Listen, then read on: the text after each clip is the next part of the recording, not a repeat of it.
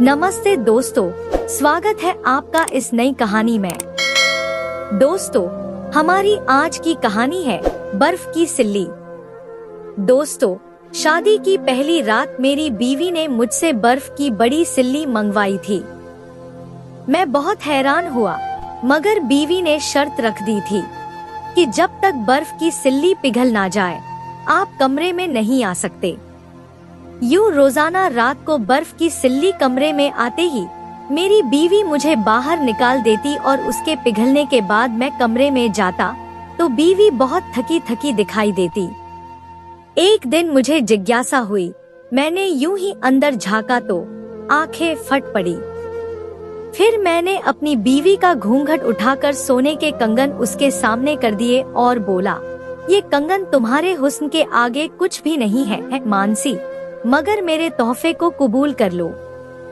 मानसी ने अपनी झुकी हुई पलकें उठाकर कहा कि मनोज, अगर आपसे मुंह दिखाई का तोहफा मैं खुद से मांगू तो आप मुझे ला देंगे। दोस्तों, फिर मैं हंसकर बोला, क्यों नहीं मानसी, आज तुम चांद तारों का कहो तो वो भी तोड़ लाऊंगा। मैं बड़े अच्छे मूड में था, इसलिए शायराना किस्म की बातें कर रहा था। मानसी संजीदगी से बोली कि मुझे बर्फ की एक सिल्ली चाहिए। फिर मैं हंस दिया क्योंकि मुझे समझ ही न आया कि इस बात का मैं क्या जवाब दूं। मानसी बोली, मनोज, आप हंसे नहीं, अपना वादा पूरा करें, मुझे बर्फ की सिल ला दें। पहले तो मुझे लगा कि वो मजाक कर रही है, मगर जब वह अपनी जिद पर कायम रही तो मैं समझ गया कि यकीनन वह मुझे आजमा रही है। मुझे मेरे दोस्त ने बताया था कि बहुत दुल्हनें अपने पति को आजमाने के लिए उल्टी सीधी फरमाइश कर दिया करती है। मैं मानसी की नजरों से गिरना नहीं चाहता था, इसलिए मैं झट से उठा और गाड़ी की चाबी उठाकर बोला कि तुम बस थोड़ी देर इंतजार करो, मैं तुम्हारी मनचाही चीज अभी ला देता हूँ। मैं सारा रास्ता यही सोचता रहा कि आज तो मानसी मुझसे खुश हो ही जाएगी। मैं जब बर्फ की सिल्ली ले आया तो मानसी की आंखों में खुशी की चमक आ गई थी। वह बोली कि इस बर्फ को इधर मेज पर रख दे। फिर मैंने मेज पर रख दी तो मानसी बच्चों की तरह खुश हो गई थी। मानसी मेरे पास आकर बोली कि मनोज, आप बहुत अच्छे हैं, अब आप मेरी आखिरी बात भी मान लेंगे क्या? मैं तारीफ सुनकर खुश हो गया था। मैं बोला, मानसी 10 बातें बोलो, हर बात मानूंगा। वह हंस दी और बोली कि नहीं नहीं, पहली रात ही अगर 10 बातें मनवा ली तो आप सोचेंगे कि बीवी मुझे दबा कर रखती है। मेरी इस वक्त आपसे एक ही गुजारिश है कि आप कमरे से बाहर चले जाएं और तब तक वापस मत आइएगा जब तक ये सिल्ली पिघल नहीं जाती। दोस्तों, मानसी की बात सुनकर मुझे दुख तो हुआ था, मगर जानता था कि वह मुझे आजमा रही है, इसलिए मैंने बोला कि कोई मसला नहीं है। फिर उसके बाद मैं बाहर निकल आया था। लाउंज खाली था, शायद सब मेहमान सो चुके थे। मैं लाउंज में बैठकर सिगरेट पीने लगा था। मैं यही हिसाब लगाने की कोशिश कर रहा था कि इतनी बड़ी बर्फ के सिल्ली एसी वाले कमरे में कब तक पिघलेगी। मैं सारे दिन का थका हुआ था, मुझे भी आराम की जरूरत थी, मगर मैं महक की बात मानकर बाहर बैठा रहा, यहाँ तक कि मेरी कमर जवाब दे गई थी। अब तो मुझे गुस्सा आने लगा था। मैंने घड़ी की तरफ देखा तो सुबह के 3 बज रहे थे। मैं कुट कर रह गया था। तभी मेरे मोबाइल की घंटी बजी तो मानसी का नंबर देखकर मैंने कॉल उठा ली। वह बोली कि मनोज, आप रूम में आ जाएं, बर्फ पिघल गई है। मैं भी गुस्से से उठा और रूम की तरफ चल पड़ा। मैंने मानसी की तरफ देखना भी गवारा नहीं किया और बाथरूम में घुसकर दूल्हे वाला कपड़ा बदलकर टी-शर्ट पहनकर बाहर आ गया। सामने ही मानसी खड़ी थी, वह भी अपने कपड़े बदल चुकी थी। उसके चेहरे पर बहुत थकान नजर आ रही थी। मैं कुछ कहे बिना ही आगे बढ़ने लगा तो मानसी ने मेरा हाथ थामकर मुझे रोक लिया और मेरे सामने आकर खड़ी हो गई। मैंने देखा कि उसकी आंखें भीग चुकी थी। दोस्तों, उसके बाद वह बोली, मनोज, आपने मेरी बात मानकर मुझे अपना गुलाम बना लिया है। आप बहुत अच्छे पति हैं। मेरी दुआ है कि आप हमेशा ऐसे ही रहें। मैं अपनी तारीफ सुनकर खुश हो गया था। फिर मैं बोला, मानसी, अब तुम भी आराम कर लो, थकी हुई लग रही हो। उसने हाँ में सर हिला दिया और सोने के लिए लेट गई। सुबह मेरे उठने से पहले ही महक उठ चुकी थी। मैंने यहाँ वहाँ देखा तो वह नहीं थी। मैं समझ गया था कि वह बाहर निकल गई होगी। मैं उठा और फ्रेश होकर बाहर आ गया था। लाउंज में मेरी सारी कजिन झुंड बनाकर खड़ी थी। मेरी नजर एक एक के चेहरे से फिसलती हुई मानसी पर जाकर ठहर गई थी। वह सबसे ज्यादा हसीन और खूबसूरत लग रही थी। फिर मैंने सोचा कि मम्मी ठीक ही कहती थी कि मैंने तुम्हारे लिए चांद जैसी बीवी ढूंढी है। मैं आगे बढ़ा तो मेरी मौसी की बेटी ने मुझे आड़े हाथों ले लिया था। वह बोली, मनोज, ऐसी भी क्या कंजूसी कि तुम लोगों ने मानसी के लिए कोई फैंसी कपड़ा ही नहीं बनाया। तुम्हारी बीवी तो कॉटन का सूट पहनकर घूम रही है। मेरा माथा ठनका था। मैंने कहा, नहीं दीदी, ऐसी तो कोई बात नहीं है। हमारी तरफ से तो पूरे 20 साड़ी फैंसी थी। दीदी बोली, तो कोई ढंग का कपड़ा तुम्हारी बीवी ने क्यों नहीं पहना? लोग बातें बना रहे हैं।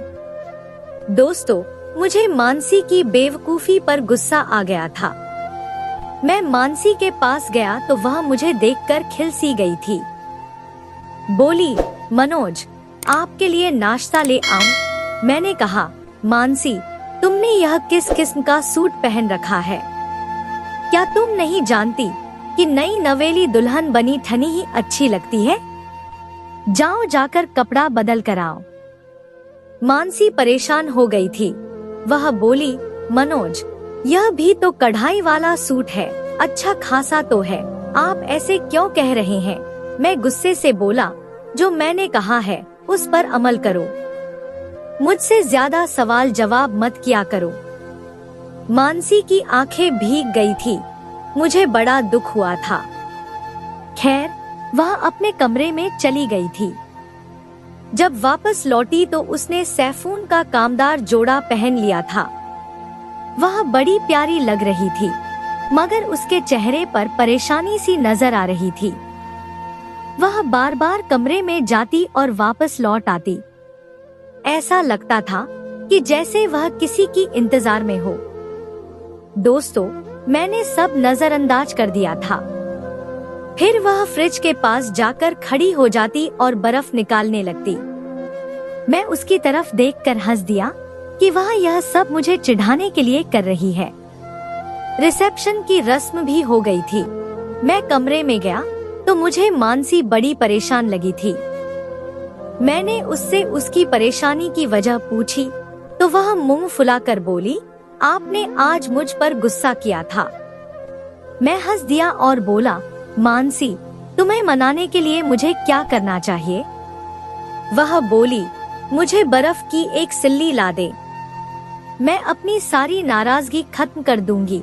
मैं मानसी को देख कर रह गया था और फिर मजबूर होकर बर्फ की सिल्ली ले आया और मेज पर रख दी। उसके बाद वह बोली कि अब आप कमरे से बाहर चले जाएं। मैं बाहर निकला तो खुशकिस्मती से आज भी लाउंज खाली था। मुझे यही डर था कि अगर मुझे किसी ने ऐसे देख लिया तो लोग बातें बनाएंगे। मैं सोफे पर लेटकर आराम करने लगा था, क्योंकि जानता था आज फिर बर्फ की सिल्ली देर से ही पिघलेगी। वही हुआ। सुबह 3 बजे ही मानसी का फोन आया था। वह बोली, आप कमरे में आ जाएं। फिर मैं चला गया। मानसी के चेहरे पर नजर पड़ी तो वह बहुत ज्यादा थकी हुई थी। तभी मेरी नजर सोफे पर पड़े तकिए पर गई। मैं बोला, मानसी, यह सब क्या है? मानसी बोली, मनोज, मैं एक बहुत ही प्रैक्टिकल लड़की हूँ। मैं अरेंज मैरिज पर यकीन तो रखती हूँ, मगर एक दूसरे को समझे बगैर किसी किस्म के रिश्ते को शुरू करने को पसंद नहीं करती। इसलिए कुछ रातें में सोफे पर सोया करूंगी, तब तक हमारी दोस्ती भी हो जाएगी। मैंने हाँ में सर हिला दिया था, मगर सोच कर रह गया कि मानसी मेरे साथ यह सब क्यों कर रही है। वह तो साफ साफ मुझसे बच रही है।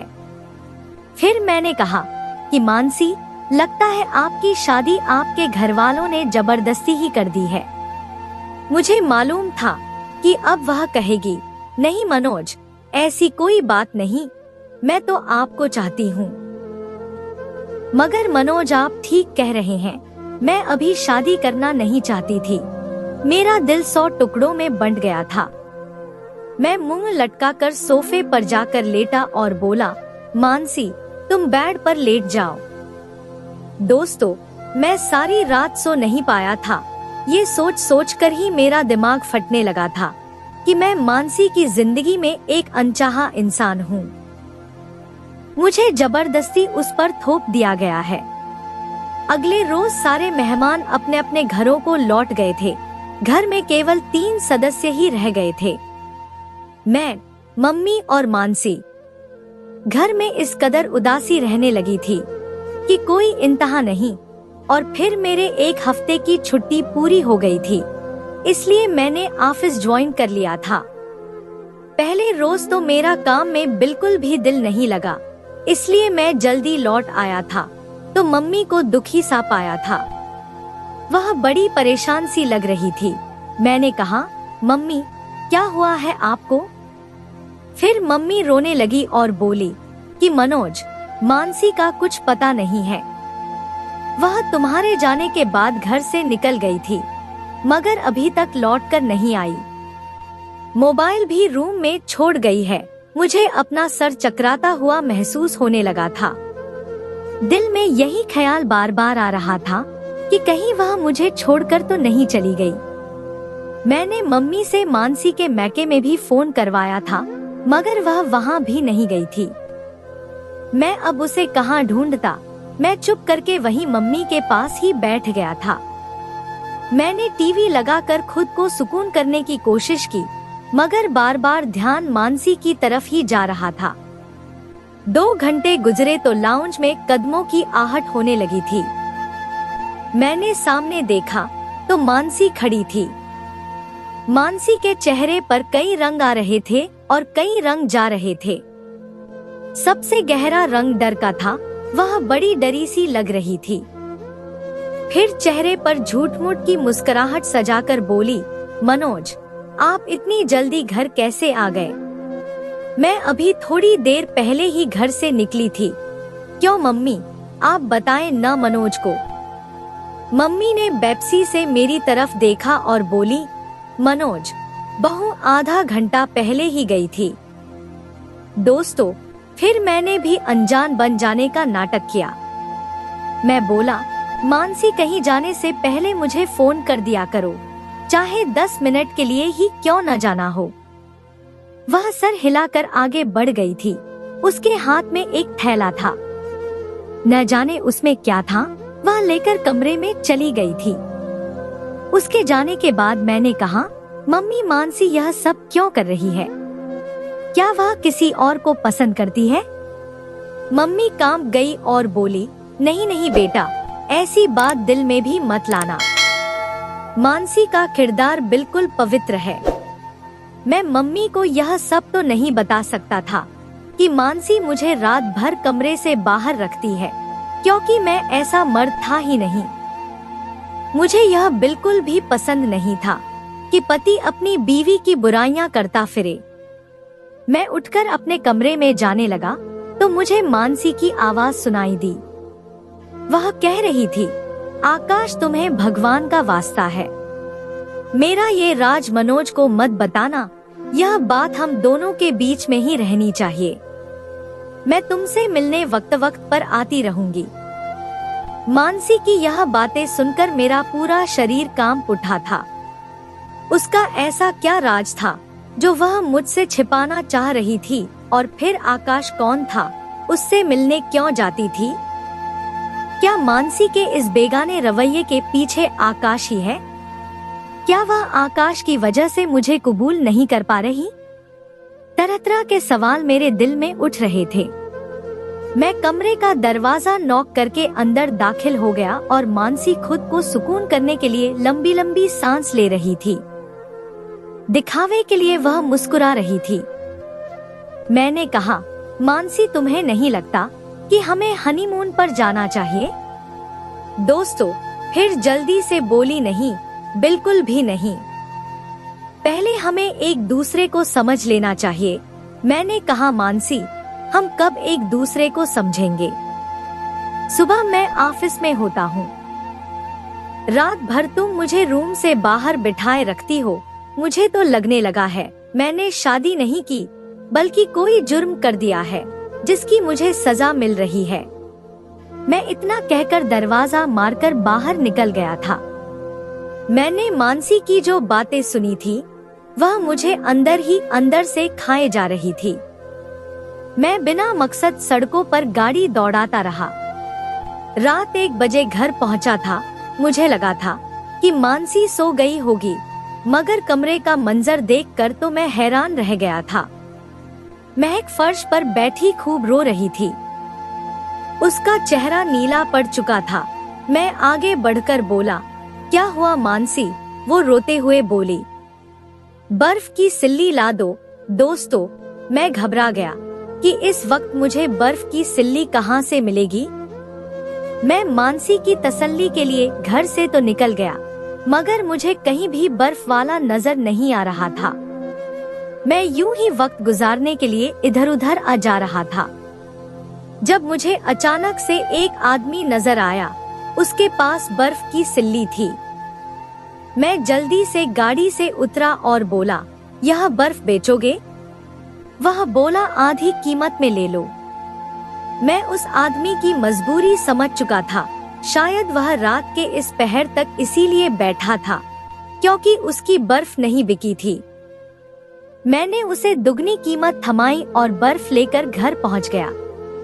मानसी ने बर्फ देखा तो मुझे जल्दी जल्दी कमरे से निकालकर अंदर कुंडी लगा ली। मैं सोचता रह गया था कि मानसी यह सब क्यों कर रही है। बर्फ, आकाश और मुझसे दूरी के पीछे क्या राज है? फिर मैंने सोचा कि मैं यह तो मालूम करके ही रहूंगा कि वह यह सब क्यों कर रही है। मैं मम्मी को सख्ती से चेतावनी करके घर से निकल गया था कि ज्यों ही मानसी घर से निकले आप मुझे फोन करके बता देंगी। लेकिन मैं इंतजार ही करता रह गया, मगर मम्मी का फोन नहीं आया था। मैं शाम को घर लौटा तो मम्मी बोली कि मानसी आज कहीं भी नहीं गई थी। मैं खुश हो गया था, लेकिन तभी मेरी नजर मम्मी के पाँव पर पड़ी थी। उन्होंने नई चप्पल पहन रखी थी। कल ही मुझे मम्मी ने कहा था कि उन्हें एक नई चप्पल की जरूरत है। मम्मी ने मेरी नजरों की तरफ देखा तो उन्हें भी अपनी नई चप्पल नजर आई थी। मम्मी घबरा गई। मैं अपनी बूढ़ी माँ को क्या शर्मिंदा करता, इसलिए उठकर कमरे में चला गया। मैं शाम तक यूं ही लेटा रहा। मानसी किचन में थी, मगर उसने मुझसे आकर मिलना भी गवारा नहीं किया था। रात 8-9 में लाउंज में खाना खाने के लिए गया तो मेज तरह तरह के खानों से भरा पड़ा था। फिर मानसी बोली, मनोज, आज मैंने बड़ी मेहनत करके आपकी पसंदीदा चीजें बनाई हैं। वह खाना लगाकर कमरे में चली गई थी। खाना पड़ा ठंडा हो गया तो मम्मी बोली कि मनोज, खाना शुरू करो, बहू शायद थक गई है, आराम कर रही होगी। मैंने बेदिली से थोड़ा सा खाना खाया और उठकर अपने कमरे की तरफ चला गया। दोस्तों, जब दरवाजा खोला तो अंदर से लॉक था। मेरा पारा हाई हो गया था।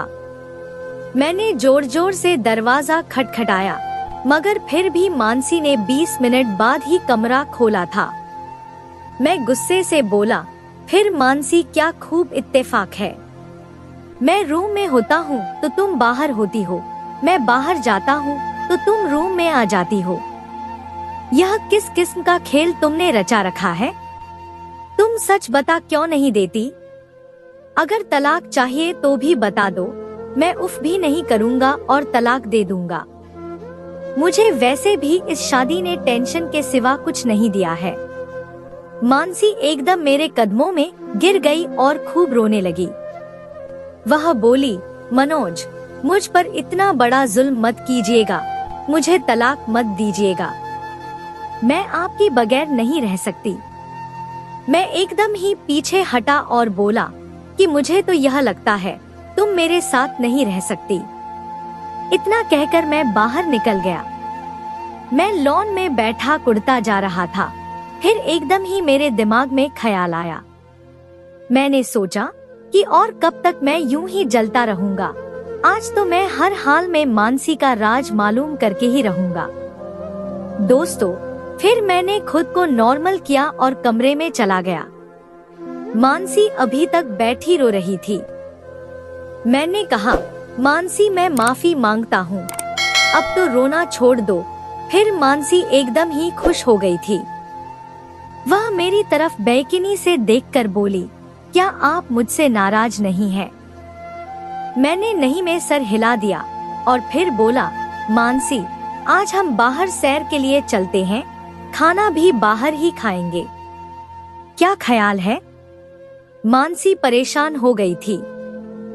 मैंने कहा कि चलो आज नहीं चलते, फिर किसी दिन जाएंगे, आज मैं बाहर से खाना ले आता हूँ।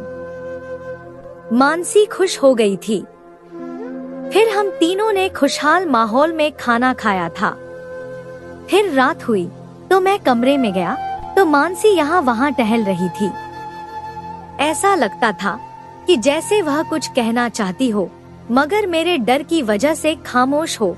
फिर मैंने पूछा, मानसी, क्या बात है? बर्फ की सिल्ली ला दूं? मानसी की आंखों में एकदम ही खुशी के आंसू आ गए थे। वह बोली कि मैं खुशनसीब इंसान हूँ जो आप जैसा पति मिला है। भगवान हम दोनों को कभी जुदा न करे। मैं मुस्कुरा दिया और बर्फ की सिल्ली ले आया। मानसी बोली कि आज की रात फिर से आपको बाहर निकलना पड़ेगा। मैंने कहा, जो हुक्म आपका। मैं मुस्कुरा कर बाहर निकल आया था। अब यही सोच रहा था कि किस तरह मानसी का राज मालूम करूं। फिर एकदम ही मेरे दिमाग में ख्याल आया हुआ। मुझे कमरे की खुफिया खिड़की का ख्याल आया। फिर मैं उठकर जल्दी से घर की दूसरी साइड पर गया। मैंने धीरे से खिड़की को धक्का दिया तो वह खुलती चली गई। सामने का मंजर देखकर तो मेरी रूह फना हो गई थी। मेरी बीवी का चेहरा नीला पड़ा हुआ था और वह बर्फ की सिल्ली पर लेटी हुई थी। कभी वह बर्फ पर हाथ मलती तो कभी बाजू रगड़ने लग जाती थी। उसका यह हाल देखकर मैं डर गया था। मैं भागकर मम्मी के पास गया और बोला कि मम्मी, आपने मेरे साथ इतना बड़ा धोखा कर दिया। आपने मुझे कैसी बीवी लाकर दी है? दोस्तों, मम्मी परेशान हो गई और बोली, हुआ क्या है? कुछ बताओ तो सही। मैंने कहा, आए और अपनी आंखों से सारा मंजर देख लें। मैं मम्मी को अपने कमरे के पास ले गया। दरवाजे की दूसरी चाबी मेरे पास मौजूद थी, जिसकी मदद से मैंने दरवाजा खोल दिया। मैं और मम्मी कमरे में दाखिल हुए तो मानसी का अजीब रूप हमारे सामने था। मानसी हमें देखकर डर गई। मम्मी बोली, मानसी, ये क्या है? महक रोने लगी और बोली, मम्मी जी, ये देखें मुझे क्या हो गया है। मुझे बहुत तकलीफ होती है। फिर मानसी मेरी तरफ मुड़ी और बोली, मनोज, मैं आपको इसीलिए कमरे से बाहर भेजती थी। यह देखिए मेरे बाजू। आपको घिन्न महसूस होगी। मानसी ने अपने जले हुए बाजू मेरे सामने कर दिए थे। मानसी बोली, मेरी टांगे, गर्दन और बाजू सब कुछ जल गया था। रवि, बहुत तकलीफ होती है मुझे। ऐसी चुभन होती है कि कोई मेरे शरीर में गर्म गर्म सुइयां चुभो रहा है। यह सब 6 माह पहले ही हुआ था। मैं नीचे आंगन में काम कर रही थी। ऊपर नौकरानी लगी हुई थी। न जाने उसे क्या हुआ, यह सब कैसे हुआ। उसने हाथ में उबले पानी की भगोना पकड़ी हुई थी। वह उससे छूट गई और उबला हुआ पानी मेरे शरीर के ऊपर गिर गया। मेरा सारा मांस उतर गया था। डॉक्टरी इलाज से भी कोई फर्क नहीं पड़ा। बस इतना हो गया था कि दिन अच्छा गुजर जाता है। मैं दवा लगाती रहती हूँ। फिर जब फैंसी कपड़े पहन लूं, तब जख्म फिर से जलने लग जाते हैं। अपनी शादी पर मैंने कामदार कपड़े पहने थे। मुझे बहुत जलन होती थी, इसीलिए मैं बर्फ की सिल्ली मंगवाती थी। उस दिन भी मैं आपसे छुपकर डॉक्टर के पास गई थी। उन्होंने जख्मों की हालत देखी तो मुझे प्लास्टिक सर्जरी का सलाह दी थी। मेरे कजन ने मुझे अस्पताल में देख लिया था। उसने मुझे धमकी दी कि वह आपको सब कुछ बता देगा। मैंने उसे पैसों का लालच भी दिया कि वह आपको मेरा राज न बता दे, मगर वह चाहता था कि आपके सामने हकीकत रख दे, जिससे कि आप मेरा इलाज करवा दे। मगर मैं डरती थी कि कहीं आप मुझे छोड़ न दे। अब मैं आपके सामने हूँ, चाहे तो मुझे दुत्कार दे या फिर अपना ले। मानसी की तकलीफ देखकर मेरा दिल सहम सा गया था। वह मासूम सी लड़की जाने किस दर्द से गुजर रही होगी। उसके बाद मैंने कहा, मानसी, तुम्हें छोड़ने का सोच भी नहीं सकता। तुम फिक्र न करो, तुम बहुत जल्द ठीक हो जाओगी। मैंने डॉक्टर से मानसी का पूरा जांच करवाया। उसने भी प्लास्टिक सर्जरी का ही सलाह दी थी। आज मैं महक की सर्जरी करवाकर अस्पताल की बेंच पर बैठा हूँ और सर्जरी कामयाब हो चुकी है। मेरी आंखों से खुशी के आंसू बह रहे हैं। अब मैं बहुत खुश हूँ। तो दोस्तों, ये थी हमारी आज की कहानी। आपको सुनकर कैसी लगी हमें कमेंट करके जरूर बताएं। दोस्तों, हमारी वीडियो को ज्यादा से ज्यादा अपने दोस्तों में शेयर करें और हमारे चैनल को भी सब्सक्राइब कर लें, ताकि आने वाली वीडियो का नोटिफिकेशन आप तक तुरंत पहुंचे। मैं मिलती हूं आपसे अगली वीडियो में। तब तक के लिए धन्यवाद।